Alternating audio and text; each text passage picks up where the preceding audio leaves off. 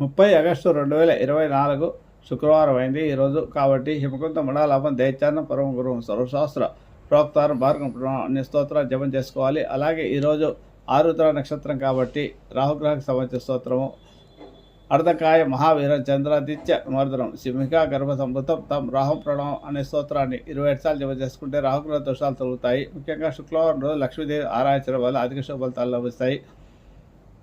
ప్రతిరోజు శుక్రవారం రోజు సాయంత్రం కూడా లక్ష్మీదేవిని ఆరాధించడం, నెయ్యి దీపం వెలిగించి అష్టోత్తర మాత్రం చేయడం, లేదా లక్ష్మీ అష్టోత్తరం పారాయణ చేయడం, నైవేద్యంగా చింతపండు పులిహోర సమర్పించండి. అలా చేయడం వల్ల మీకు అమ్మవారి యొక్క అనుగ్రహాలు లభించి ధర విషయంలోని